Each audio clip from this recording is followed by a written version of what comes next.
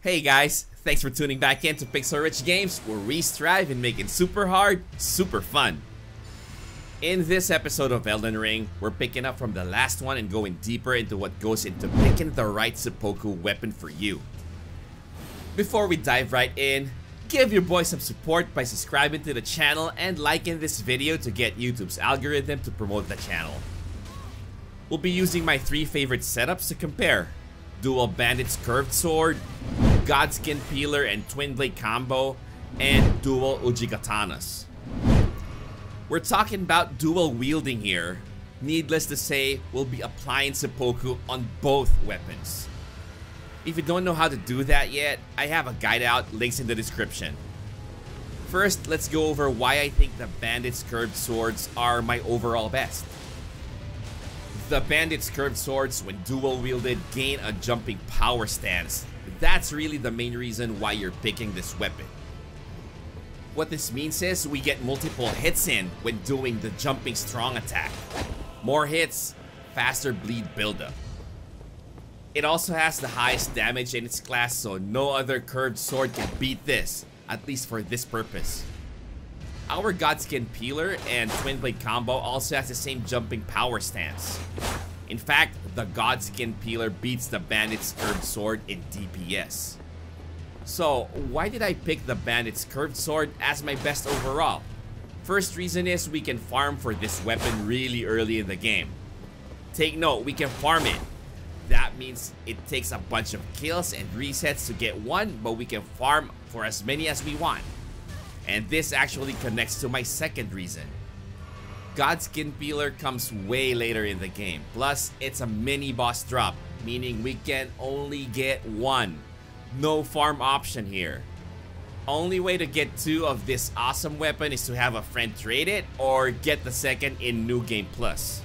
Either way, accessibility is the issue. Twin blades come from a chest, so the same applies. Plus the fact that Bandit's curved sword is stronger, blows twin blades out of the water. Before we go look at the damage number comparison, let's talk a bit about the Uji katana first. This weapon is also great for bleed builds, but works differently. The first main difference is this doesn't have the killer jump attack. Take note that this still has a jumping strong attack that can apply bleed, but it doesn't have the power stance that the first ones have. Despite that, what's good about this weapon is it has bloodlust built into it. Why is it special? The other weapons that I mentioned don't have this ability, and that forces the seppuku affinity to blood by default. Well, unless you're messing around, of course. If you don't pick blood, you're basically no longer a bleed build after seppuku expires. You won't have access to bloodlust procs anymore. The Uji katana, on the other hand, this opens up options, since we already have some bloodlust going.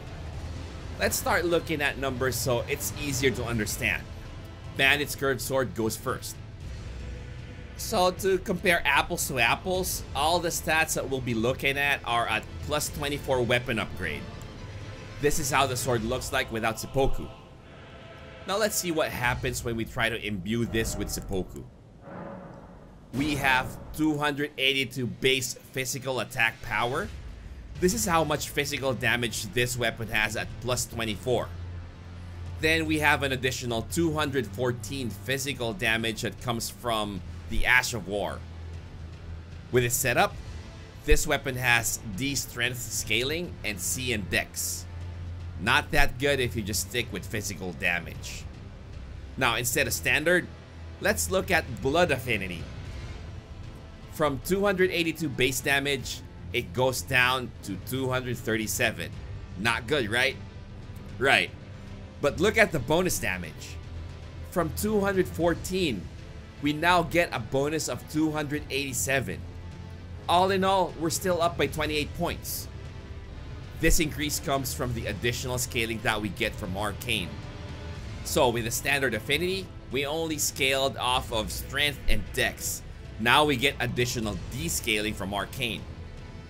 Not only that, we also have bloodlust buildup added to the weapon. I hope that's clear so far. Now let's try going occult. See how drastically that changed? Now our base damage is 248, and we get a whopping 318 bonus damage. Though our scaling from strength and dex dropped a step, our arcane scaling went up to B. It's really tempting to go with this instead of blood affinity, but take a closer look at our passive effects. We no longer get the blood loss buildup with this. So basically, once Seppuku expires, we lose blood explosions. And to put that simpler, we're no longer a bleed build. I did spend some time trying this out, and just take my word for it, blood affinity is the way to go.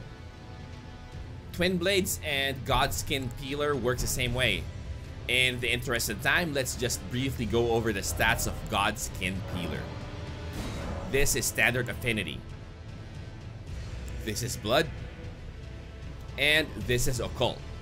Same progression with our Bandits curved sword. Okay, let's check out the Uchi Katana. At standard affinity, we're sitting at 275 base damage and 235 bonus damage. That's still really good comparing to the first two. But again, let's make this as clear as possible. We lose the jumping power stance that gives us the split-second multi-hits. Now check out the passive effects. It already has blood loss buildup built in. Okay, let's switch to blood affinity and see what happens. Again, we see our base damage drop, but we see a huge bump in bonus damage. This comes from the increase in dex scaling and getting a descaling in arcane. You'll also see that our bleed buildup goes up to 112 from 45. Pretty awesome already, but let's check out occult affinity. Woo! Both our physical and bonus damage get a bump compared to running blood affinity. Our dex scaling dropped from Bravo to Delta, but now we get a B scaling on arcane.